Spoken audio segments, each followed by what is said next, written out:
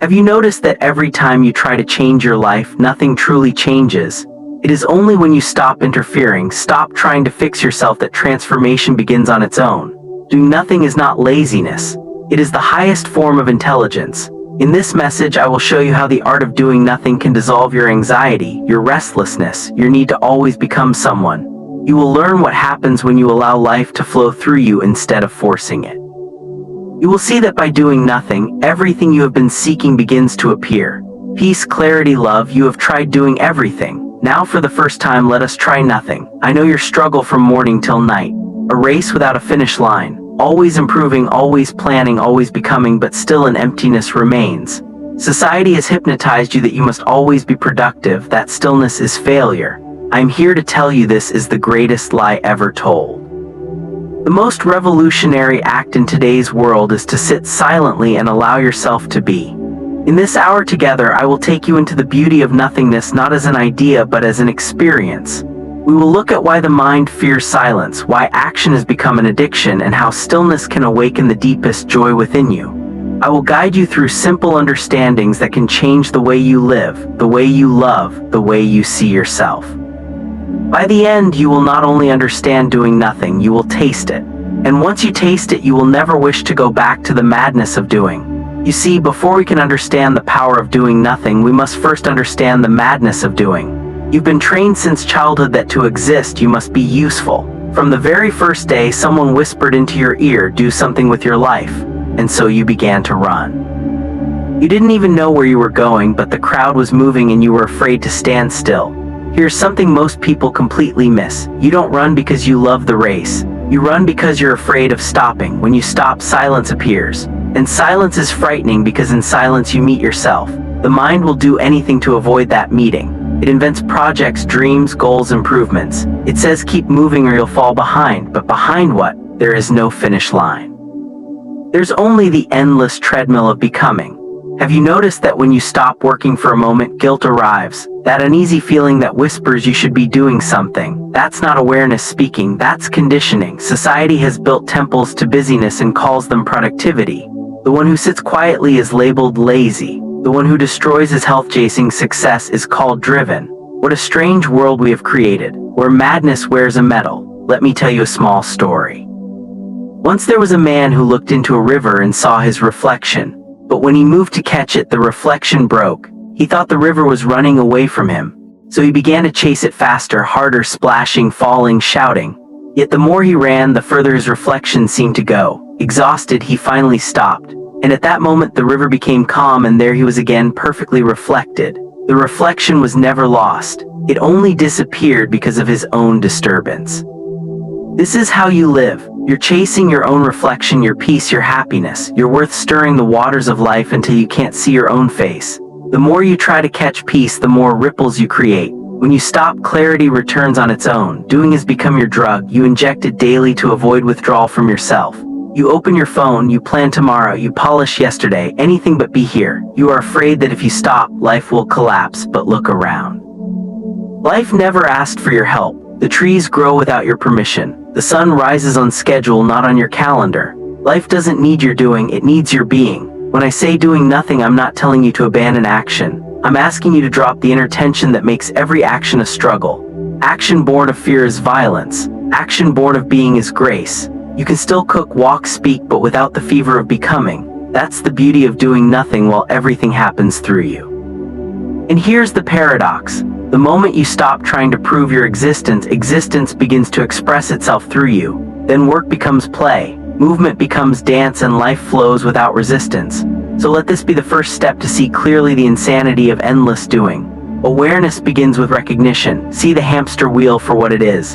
And already you are outside of it. Here's something most people completely miss. The greatest power in the universe moves through stillness, not through struggle.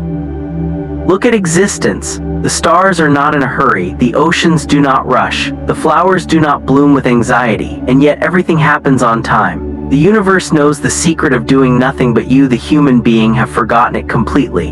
You have been taught to control everything, to master everything, to achieve every single goal as if life is some exam you must pass. And so your whole being has become tight, contracted, tense.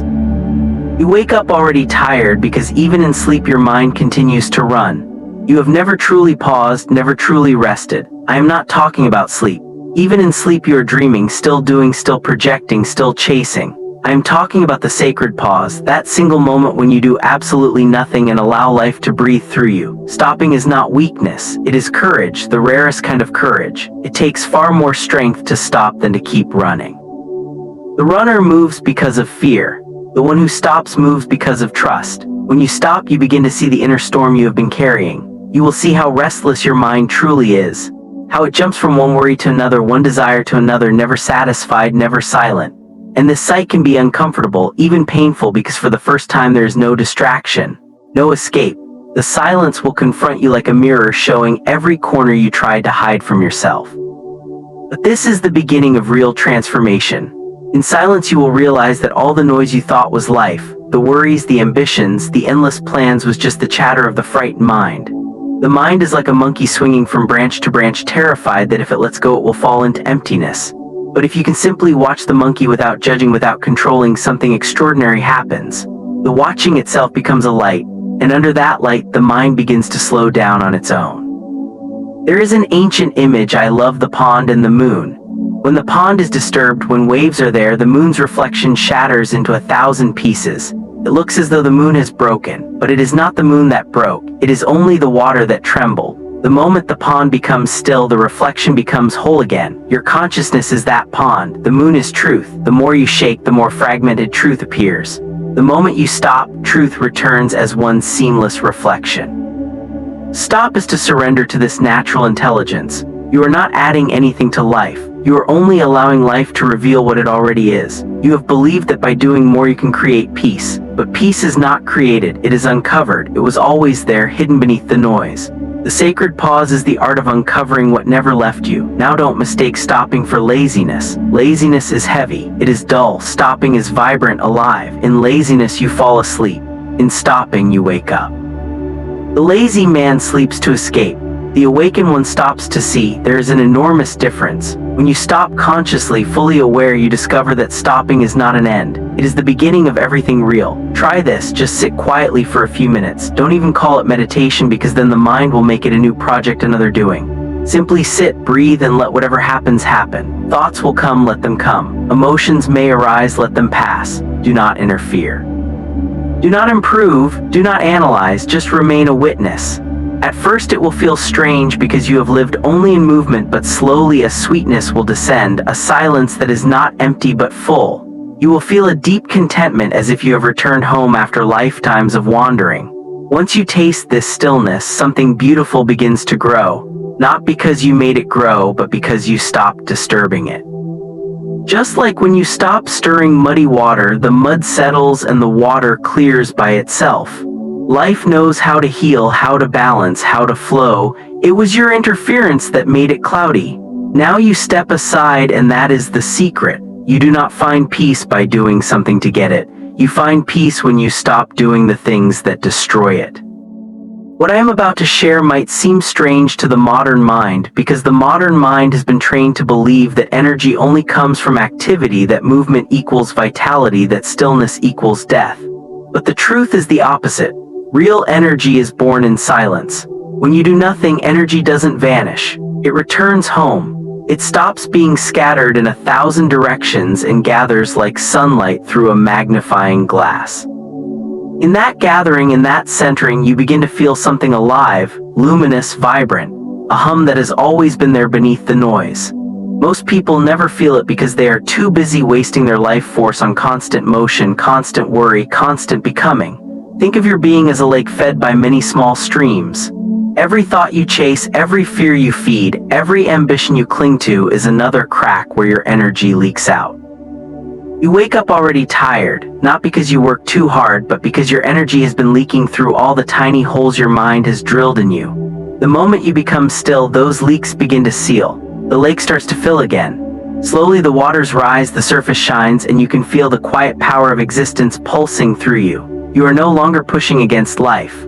Life is moving through you. The world celebrates the worker, the achiever, the one who climbs and fights and conquers. But the greatest power is in the one who rests inside himself and lets the universe act through him. It's like an archer who draws his bow but never tenses, who knows that the arrow finds its mark only when his hand is steady, his breath calm, his heart silent. Or the Buddha under the tree, he didn't run across the world searching for enlightenment. He simply sat, he stopped, and by doing nothing everything unfolded. The sky opened, the mind dissolved, and awakening happened on its own. No one can force a flower to bloom. No one can order love to appear. No one can command truth to come. They arrive when the conditions are still, when the soil is ready, when the gardener no longer interferes. In your stillness you will notice a new kind of action beginning to happen. It is not the action of will but of grace. You might find yourself speaking words you didn't plan, creating beauty you didn't imagine, solving problems you didn't even think about. This is not magic, it is natural. When you stop trying to control energy, energy starts to serve you. When you stop trying to direct the river carries you effortlessly to the ocean. You see, meditation is not an escape from life. It is the highest use of life's energy. It's not about suppressing thought but letting thought return to its source. Every breath you take in awareness brings energy back to its center. Every moment of silence renews you. You become a generator of peace rather than a consumer of chaos. Try it for yourself. Sit quietly for a few minutes and watch what happens. First you'll feel restless. The mind will scream, the body will twitch. Stay still, don't move, don't fight, let the restlessness dance. Soon you'll feel the storm settling, the mind softening, the body melting into presence. Then suddenly you'll sense a current flowing through you, a current that has nothing to do with effort. This is the energy of non-doing, pure, infinite, unconditioned. It was always there waiting for you to stop disturbing it. When you taste this current, you will realize that all your life you've been trying to light the sun with a candle. You've been using effort to achieve what only surrender can reveal. In silence, energy becomes light, and light becomes awareness, and awareness becomes love. This is the alchemy of non-doing. It turns rest into power, emptiness into abundance, stillness into celebration. When you stop doing, you begin seeing. And once you begin to see clearly, a new intelligence is born, one that acts without effort. One that moves without motive. One that is as spontaneous as a bird taking flight, as natural as the morning sun rising without a single command. When the mind becomes silent, something extraordinary begins to happen. A deeper rhythm awakens, a rhythm that was always there but lost beneath the noise of constant effort. You begin to sense that life doesn't need your management, it only needs your trust. There's an intelligence far greater than thought, and this intelligence begins to move through you. And you are no longer busy trying to move the world. You discover action that has no actor behind it. Movement without motive, doing without the doer. And this is what I call spontaneous living. You see, real action doesn't arise from plans or goals. Real action flowers out of awareness, out of presence. When you act with awareness, your doing becomes like breathing, effortless, natural, graceful. The tree doesn't prepare to grow, it simply grows. The river doesn't rehearse how to flow, it simply flows.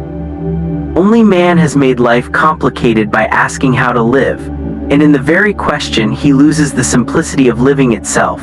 I have seen people write endless lists, set endless goals, draw endless maps, all trying to design life as if it were a business plan. And yet the most beautiful moments in life, falling in love, laughter, creation, understanding, they never followed a plan. They happen, they always happen. The moment you drop into being, life begins to happen through you. In the same way, imagine a dancer lost in the dance.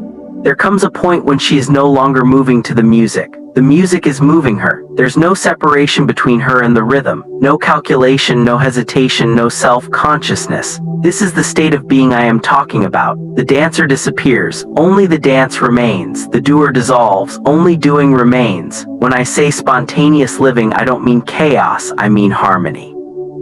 A kind of order that arises naturally when you stop imposing control. The wind moves the tree. The tree doesn't resist. The clouds gather and rain. The sky doesn't complain. In this natural order, everything finds its perfect place. When you are silent, you become part of that order again. You no longer fight the current. You are the current, but the mind is afraid of this spontaneity. It wants a guarantee. It wants to know what will happen if it lets go. It says, if I stop planning, won't everything fall apart? The truth is, everything you think you're holding together is already being held by life. You're not the one keeping the planets in orbit. You're not the one making your heart beat. And yet you trust the universe to do those things perfectly. Can you not trust it to guide your small human moments as well? Once you experience this kind of intelligence, a new quality enters your life. A softness, a lightness, a beauty. You become like bamboo, bending in the wind but never breaking.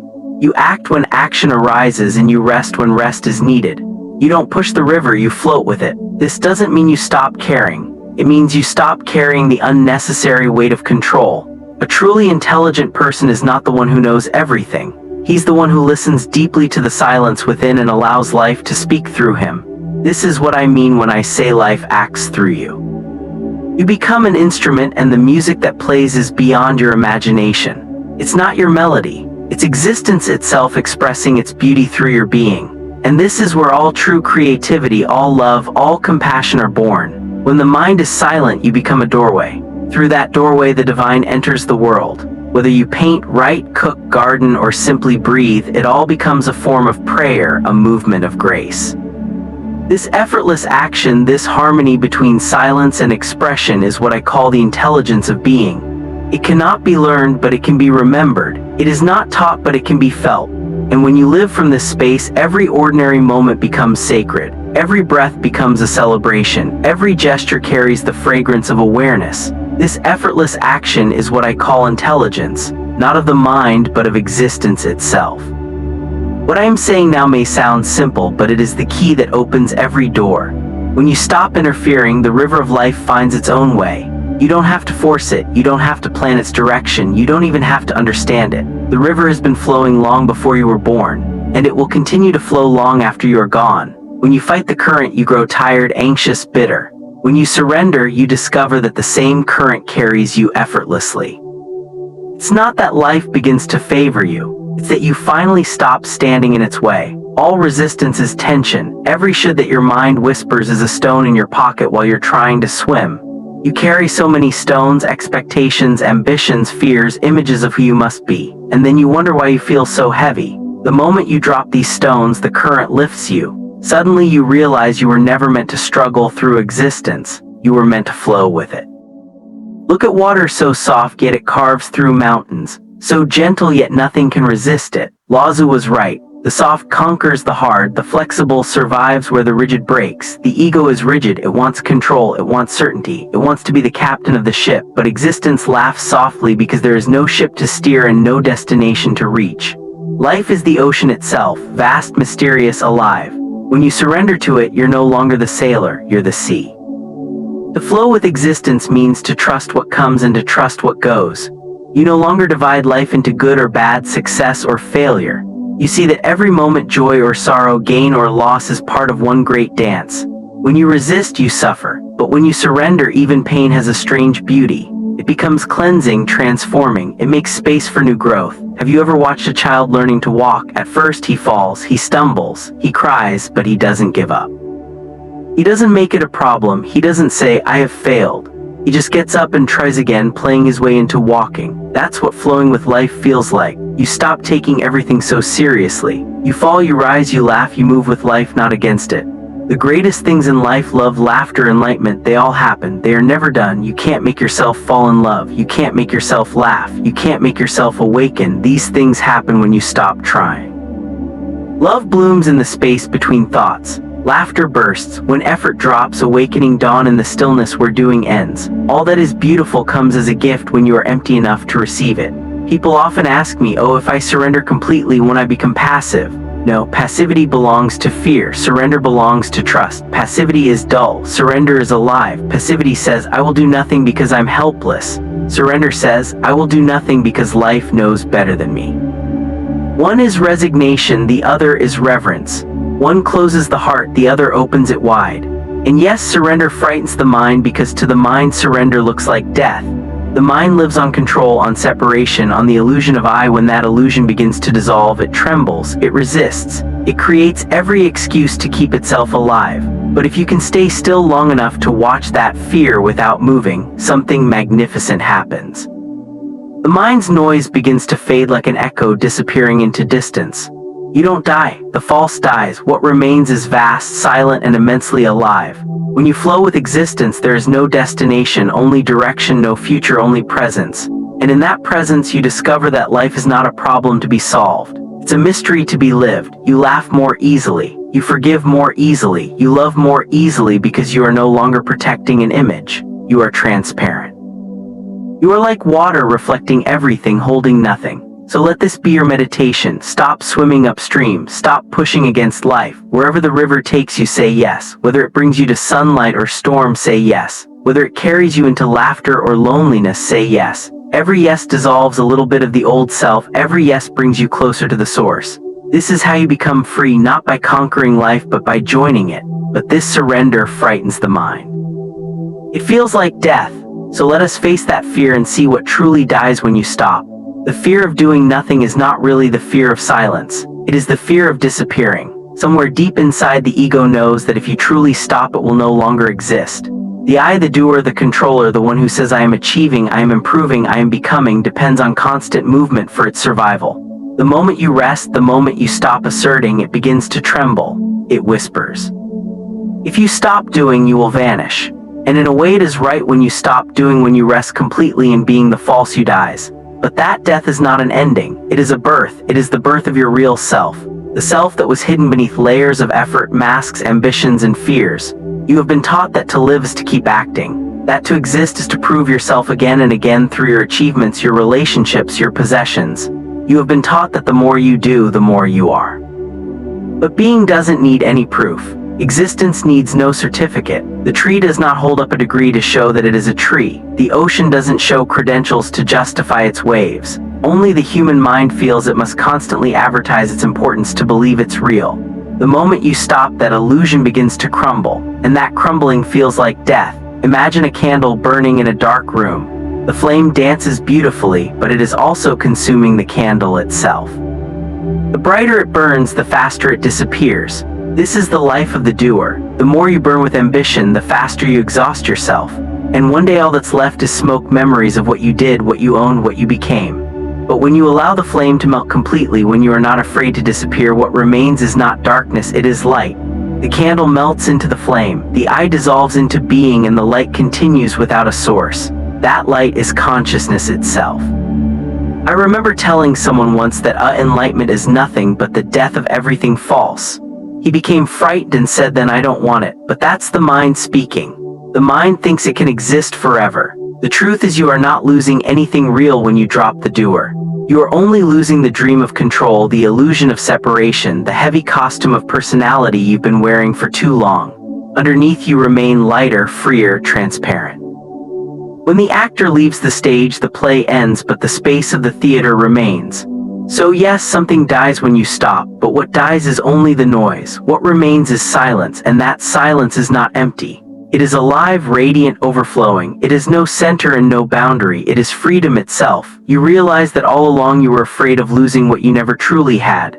A fragile identity made of thoughts, habits, and borrowed opinions. Once it's gone, there is immense relief, a great laughter, because you see that you were never the doer at all. The mind loves to say I did this, but look closely. Even your breathing, are you doing it? Your heartbeat, do you control it? Your thoughts arise and vanish without asking permission. The sun rises, the earth spins, the seasons turn. Who is doing all this? There is no separate doer anywhere. There is only doing, an endless dance of energy, a spontaneous unfolding. You are not the author of life. You are one of its expressions. You are a wave in the ocean pretending to be separate. When the wave surrenders, it doesn't die. It becomes the ocean again. To allow the death of the doer is to trust that the ocean knows how to move the wave. It doesn't need your struggle, your stress, your constant interference. When you stop clinging to your tiny sense of I, a vastness enters. You feel lighter, as if the whole weight of existence has been lifted off your shoulders because it was never yours to carry. And what comes after this death is not emptiness in the way you fear it. It is fullness, wholeness. It's as if you've been holding your breath for lifetimes and suddenly you exhale. The relief is indescribable. You laugh. You cry, sometimes both at once, because you see how simple it all is. You realize that life doesn't need your permission to be beautiful. It already is. Only the one who has died to effort can know effortless joy. Only the one who has surrendered the I can taste what it means to be truly alive. When there's no doer left, only life remains, vast, unending, radiant. Once the doer disappears, what remains is vast emptiness. And yet that emptiness is overflowing with life. Now we come to the most mysterious and beautiful part of this journey. The moment after the doer has disappeared, the moment when everything you thought you were has dissolved into silence. What remains seems like nothing, and yet it is everything. This is what I call the fullness of emptiness. It sounds like a contradiction, but life itself is a contradiction. The seed dies to become the tree. The wave disappears into the sea.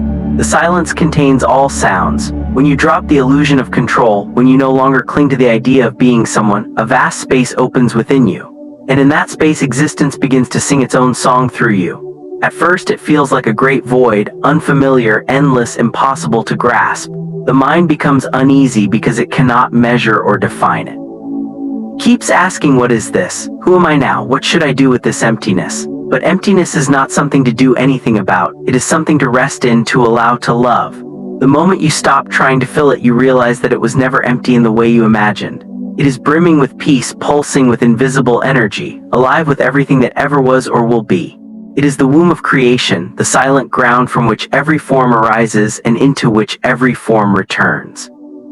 Emptiness is not the absence of life. It is the source of life.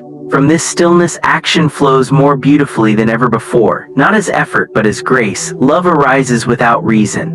Laughter bursts without cause, understanding dawn without thought. You have not lost the world, you have found it again. But now, without the burden of possession, you move through life like the wind moves through the forest, touching everything, clinging to nothing. When you no longer chase happiness, happiness begins to follow you like a shadow. When you stop trying to be someone, existence begins to express itself through you in countless ways.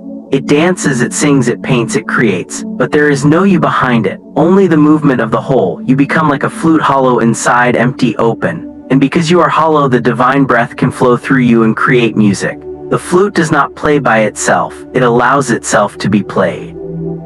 The emptiness of the flute is not a weakness, it is its very strength. In the same way, your emptiness is what allows life to play its eternal song through you. I have often said, the sky is the greatest teacher of truth. It appears empty, but it contains everything. The stars, the clouds, the sun, the moon, the birds, the dreams of men. It holds them all and yet remains untouched. Nothing can stain it, nothing can confine it, nothing can exhaust it. Become like the sky, vast, open, transparent. Then joy and sorrow, gain and loss come and go like passing clouds, and you remain the silent watcher of it all. You will find that the moment you stop seeking meaning, life becomes meaningful. The moment you stop chasing love, love overflows from your being. The moment you stop trying to reach peace, peace begins to breathe through you. The universe rushes to fill the space you created by doing nothing. This is the divine paradox. When you are empty, existence fills you. When you are full of yourself, existence cannot enter. When doing nothing becomes your inner posture, every act you perform becomes sacred, every word becomes poetry, every breath becomes prayer. You walk, but something deeper walks through you. You speak, but it is life speaking. You love, but it is love loving through you. You become a transparent window for the divine to look through. And so doing nothing is not about abandoning the world. It is about participating in it more completely, more harmoniously, more joyfully. You no longer struggle to make things happen, you let them unfold. You no longer divide life into moments of doing and moments of resting. Because now every moment is both action and inaction, sound and silence, movement and stillness.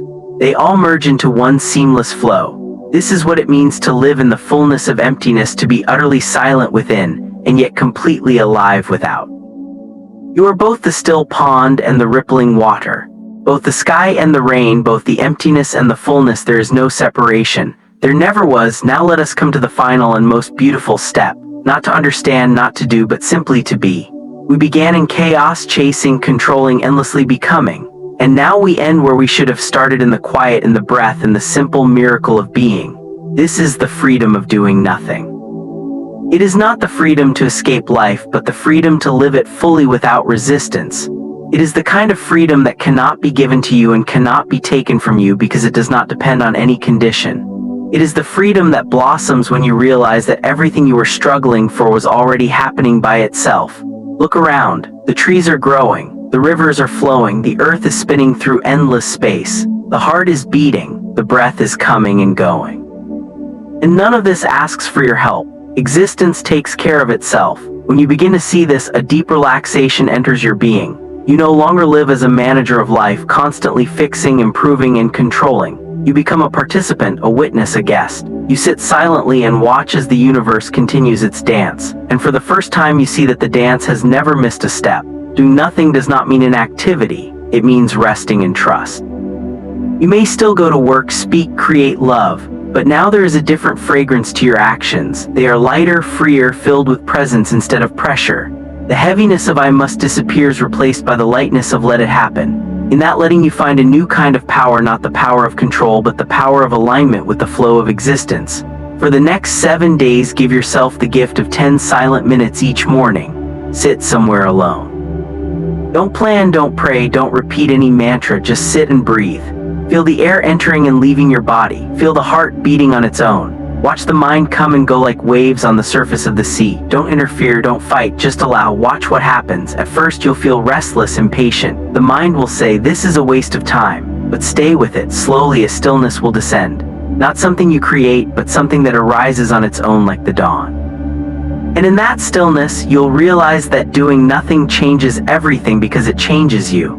When you rest deeply in this awareness, you'll see that the world around you changes too. People will feel your calmness. Situations will no longer pull you into storms. Love will begin to flow more easily because you're no longer blocking it with tension. Life becomes simpler, softer, more intimate. Every ordinary moment shines with quiet beauty. A sip of tea, a walk in the evening air, a child's laughter, these small things become gateways to the infinite. You'll wonder how you missed them for so